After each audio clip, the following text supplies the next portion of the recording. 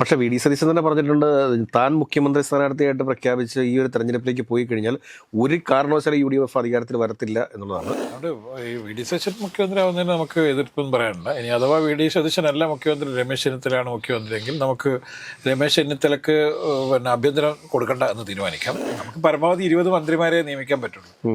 ഇപ്പോൾ ഓഫർ വെച്ച് നോക്കുകയാണെങ്കിൽ ഒരു 30-35 മന്ത്രിമാർക്ക് ഓഫർ കൊടുത്തിട്ടുണ്ട്.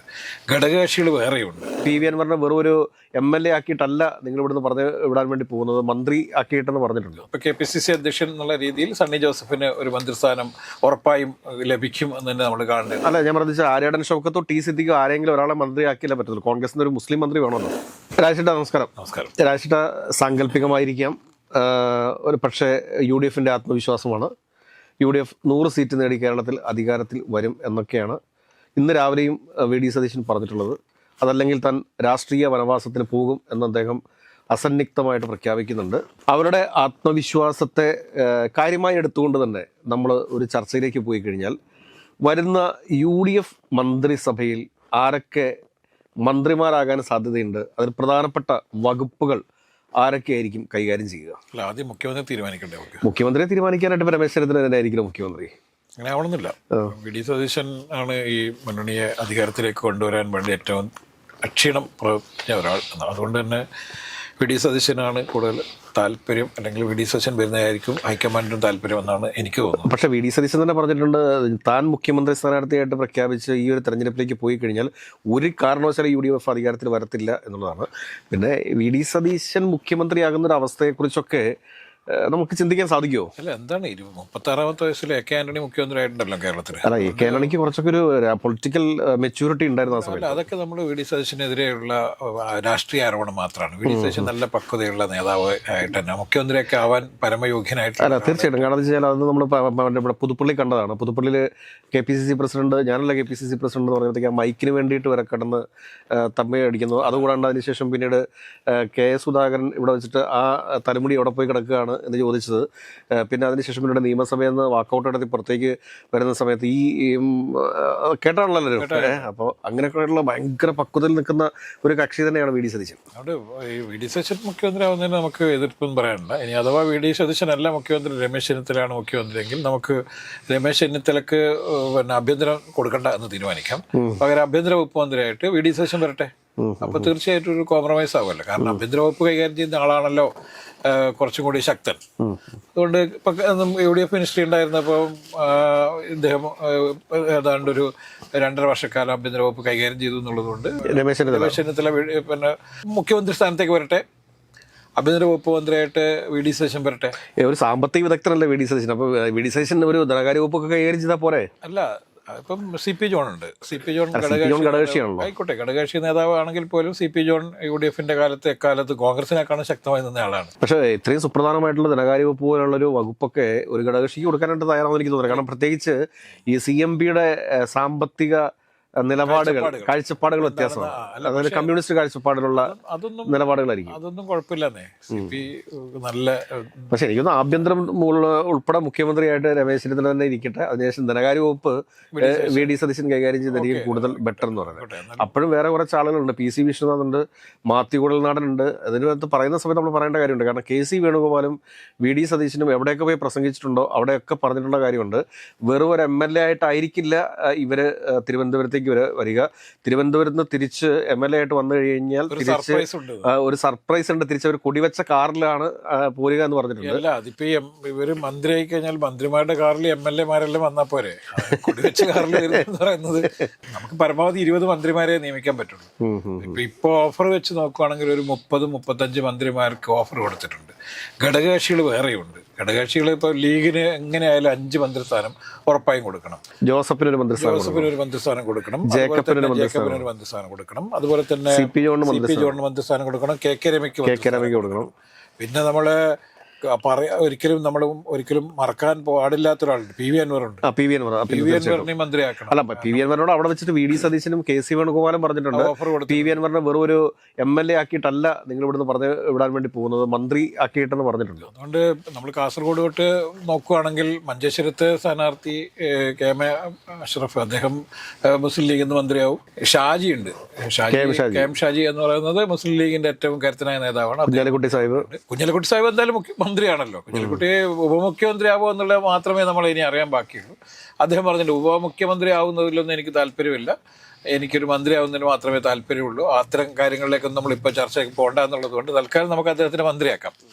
തൽക്കാലം മന്ത്രിയായി നിൽക്കട്ടെ. പിന്നീട് നമ്മളൊരു ലീഗിനാണ് കുറച്ചും കൂടി മേൽക്കൈ. പക്ഷെ എനിക്ക് സംശയമുണ്ട്, ഇപ്രാവശ്യം ലീഗ് ആഭ്യന്തരം ചോദിക്കുമോ?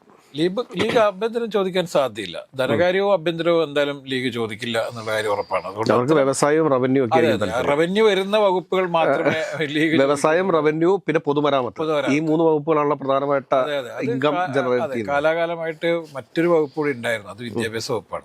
വിദ്യാഭ്യാസ വകുപ്പും എല്ലാ കാലത്തും. പക്ഷെ ആ വിദ്യാഭ്യാസ വകുപ്പ് തീർച്ചയായിട്ടും അത് ലീഗിന് തന്നെ ആയിരിക്കും. ഒരു കാരണവശാലും അത് കോൺഗ്രസ് ഏറ്റെടുക്കാനുള്ള സാധ്യതകളില്ല. പക്ഷെ അതൊരു വലിയ പ്രശ്നമാണ് കോൺഗ്രസിനകത്തല്ലേ. കോൺഗ്രസ് എന്താണ് ഈ ദേശീയ കാഴ്ചപ്പാടുകളുള്ള ഒരു പാർട്ടി, എന്തുകൊണ്ടാണ് വിദ്യാഭ്യാസ വകുപ്പ് കേരളത്തിൽ ഏറ്റെടുക്കാത്തത് എന്നുള്ളത് ഒരു വളരെ വിചിത്രമായ ഒരു കാഴ്ചയാണ്. നേരത്തെ ഇപ്പൊ ഒരു കഴിഞ്ഞ കുറെ കാലങ്ങളായിട്ട് ഉണ്ടായിരുന്നത്, LDF ആയാലും UDF ആയാലും അധികാരത്തിൽ വന്നു കഴിഞ്ഞാൽ വിദ്യാഭ്യാസ വകുപ്പ് മന്ത്രിയായിട്ട് എല്ലാ കാലത്തും ഉണ്ടായിരുന്നത് ചെറിയ ഘടകകക്ഷികളായിരുന്നു. ഈ കഴിഞ്ഞ ഘട്ടത്തിൽ മാത്രമാണത്, ഒന്നാം പിണറായി സർക്കാരിലാണ് അതിന് മാറ്റം വരുന്നത്. രണ്ടാം പിണറായി സർക്കാരിലും ആ ഒരു തരത്തിലൊരു മാറ്റം ഉണ്ടായിരുന്നില്ലാണ്. അപ്പം LDF ആ രീതി മാറ്റി, ഘടകകക്ഷികൾ കൊടുക്കുക എന്നുള്ളത് നമുക്കറിയാം. PJ ജോസഫ്, PJ ജോസഫ് വരെ, PJ ജോസഫ് വിവാദത്തിൽപ്പെട്ട ആളാണ്. അപ്പം ഘടകകക്ഷികൾക്ക് എന്തുകൊണ്ടാണ് വിദ്യാഭ്യാസ വകുപ്പ് കൊടുക്കുന്നത്? എല്ലാ കാലത്തും അത് അവർക്കും ഒരു വലിയ വരുമാന മാർഗമാണ് എന്നുള്ളത് കൊണ്ടാണ്. പൊതുമരാമത്ത് വകുപ്പ്, വിദ്യാഭ്യാസ വകുപ്പൊക്കെ അന്ന് വലിയ വരുമാന മാർഗമായിരുന്നു. ഇന്നത് മാറി.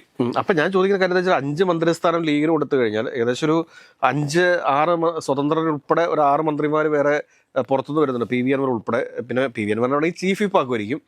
പക്ഷേ ആഭ്യന്തരം തന്നെ ചോദിക്കാനാണ് സാധ്യത. പുള്ളി നേരത്തെ ചോദിച്ചത് 2 വകുപ്പാണ്, ഒന്ന് ആഭ്യന്തര വകുപ്പും വനം വകുപ്പുമാണ്.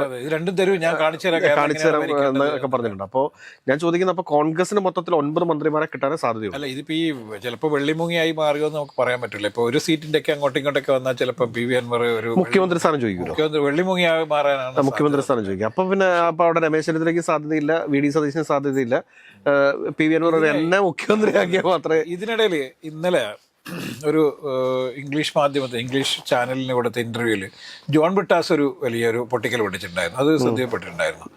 ഒന്നുമല്ല, കേരളത്തിൽ UDFന് ഭൂരിപക്ഷം കിട്ടുകയും രമേശ് ചെന്നിത്തലയും അതുപോലെ തന്നെ VD സതീശനും മുഖ്യമന്ത്രി സ്ഥാനത്തിന് വേണ്ടി വലിയ രീതിയിൽ അവകാശ തർക്കങ്ങൾ ഉണ്ടാവുകയും ചെയ്താൽ ചിലപ്പോൾ ഒരു ഒത്തുതീർപ്പ് എന്നുള്ള നിലയിൽ പ്രിയങ്ക ഗാന്ധിയെ മുഖ്യമന്ത്രി ആയിക്കൂടായികയില്ല എന്നുള്ളത്. കാരണം അവരെ ഇപ്പം എങ്ങനെയായാലും കേരളത്തിലെ ഒരു പ്രധാനപ്പെട്ട MP ആണ്, വയനാട്ടിലെ MP ആണ്.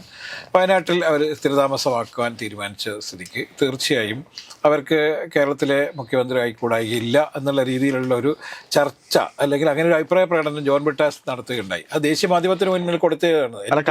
കാരണം എന്താണെന്ന് വെച്ചാൽ റോബർട്ട് വധരയ്ക്ക് കുറച്ച് ബിസിനസ് താല്പര്യങ്ങൾ കേരളത്തിലുണ്ട്. അതെ, അതുകൊണ്ട് NDTV കൊടുത്തൊരു അഭിമുഖത്തിലാണ് അദ്ദേഹം അഭിമുഖത്തിലല്ല, അവരുടെ ന്യൂസ് അവറിൽ ചർച്ചയിലായിരുന്നു അദ്ദേഹം വളരെ വിശദമായ ഒരു. ആ സാധ്യതകൾ നമ്മൾ തള്ളിക്കളയാൻ വേണ്ടി സാധിക്കുന്നില്ല. കാരണം രാഹുൽ ഗാന്ധി പുതുപ്പള്ളിയിൽ വന്ന് നടത്തിയ പ്രസംഗത്തിലൊക്കെ നിങ്ങൾക്ക് ഒരു വനിതാ മുഖ്യമന്ത്രി ആവശ്യമല്ല, അതിനെ ബേസ് ചെയ്തുകൊണ്ടാണ് ഇദ്ദേഹം അങ്ങനെ ഒരു അഭിപ്രായം. അത് സീരിയസ് ആയിട്ട് മറ്റേ നമ്മളിപ്പോ ഈ മറിയ ഉമ്മന്റെ കാര്യമാണ് നമ്മൾ പ്രതീക്ഷിച്ചിരുന്നത്. അപ്പൊ അങ്ങനെയും വന്നുകൂടായില്ല കേട്ടോ, മറിയ ഉമ്മനെയും കൊണ്ടുവന്നുകൂടായില്ല. കാരണം ഇത്തവണ നമ്മൾ മനസ്സിലാക്കേണ്ട ഒരു സംഭവം ശരിക്കും അറിയാവുന്നതാണ്. കേരളത്തിൽ ഏറ്റവും കൂടുതൽ മണ്ഡലങ്ങൾ സന്ദർശിച്ച് ഏറ്റവും കൂടുതൽ യാത്ര ചെയ്ത് UDFന്റെ സ്ഥാനാർത്ഥികൾക്ക് വേണ്ടിയിട്ട് വോട്ട് അഭ്യർത്ഥിച്ച ഒരു പ്രമുഖയായ, നമുക്കതൊരു മറ്റൊരു വിഷയമായിട്ട് ചർച്ച ചെയ്യേണ്ട വിഷയമാണ്. അത് പിന്നെ നമുക്ക് പറയാം. പക്ഷേ എങ്കിൽ പോലും മറിയ ഉമ്മൻ അത്തരത്തിൽ കേരളത്തിൽ ആകമാനം മാത്രമല്ല, ഉമ്മൻചാണ്ടി സാറിന്റെ ഓർമ്മകളൊക്കെ നിലനിൽക്കുന്ന ഒരു സ്റ്റേറ്റ് എന്നുള്ള രീതിയിൽ ഉമ്മൻചാണ്ടിയുടെ മകൾ നടത്തിയ ഈ ശരിക്കും ഉമ്മൻചാണ്ടിയുടെ മകൾ മറിയാമ്മൻ ചിലപ്പോൾ സ്ഥാനാർത്ഥിയായേക്കും എന്നുള്ള രീതിയിലുള്ള ചർച്ചകളൊക്കെ വന്നിരുന്നു. വിവിധ മണ്ഡലങ്ങളിലൊക്കെ അവരുടെ സാധ്യത ഉണ്ട് എന്നൊക്കെ പറഞ്ഞിരുന്നു. പക്ഷേ എങ്കിൽ പോലും ചാണ്ടി ഉമ്മൻ വ്യക്തമായൊരു നിലപാട് സ്വീകരിച്ചിരുന്നു. ഉമ്മൻചാണ്ടിയുടെ കുടുംബത്തിൽ നിന്ന് ഒരാൾ മാത്രം മത്സരിച്ചാൽ മതി. നമുക്കിത് വീണ്ടും തിരിച്ച് മന്ത്രിസഭയിലേക്ക് തന്നെ വരാം. ഈ കോൺഗ്രസിനകത്ത് നിന്ന് മന്ത്രിസഭയിലേക്ക് നമ്മൾ പരിശോധിക്കുന്ന സമയത്ത് ചാണ്ടി ഉമ്മൻ മന്ത്രിയാവാൻ വേണ്ടിയിട്ട് ആഗ്രഹമുണ്ട്. ചാണ്ടി ഉമ്മൻ മന്ത്രിയാവാനുള്ള സാധ്യത വളരെ കുറവ്. അല്ല, ആഗ്രഹമുണ്ട്. ആഗ്രഹിക്കാം.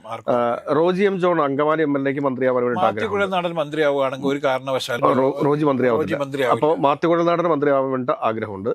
അത് കൂടാതെ തന്നെ ഇപ്പോൾ TJ വിനോദ് എറണാകുളം MLA ആണ്, അദ്ദേഹത്തിന് മന്ത്രിയാകാൻ വേണ്ടിയിട്ട് ആഗ്രഹമുണ്ട്. അതിൽ ലത്തീൻ സഭ എന്ന് അതുകൂടാണ്ട് PC വിഷ്ണുനാഥിനെ ഉറപ്പായിട്ട് മന്ത്രിയാക്കി നമുക്ക് മന്ത്രിയാക്കി വരുന്നത്. ഇപ്പം MLA-മാരിൽ ഏറ്റവും യുവ MLA-മാരിൽ ഏറ്റവും സീനിയർ മാസ്റ്റർ എന്ന് പറയുന്നത് അത് PC വിഷ്ണുനാഥ്. അതുകൊണ്ട് ടി സിദ്ദിഖിനെ മന്ത്രിയാക്കിയേ പറ്റത്തുള്ളൂ. അല്ല, വയനാട്ടിൽ നിന്ന് ടി സിദ്ദിഖ് ആവണോ അല്ലെങ്കിൽ IC ബാലകൃഷ്ണൻ ആവണോ എന്ന് വെച്ച് കഴിഞ്ഞാൽ അത് IC ബാലകൃഷ്ണൻ മാത്രമേ ആവുള്ളൂ എന്നുള്ളതാണ് നമ്മൾ.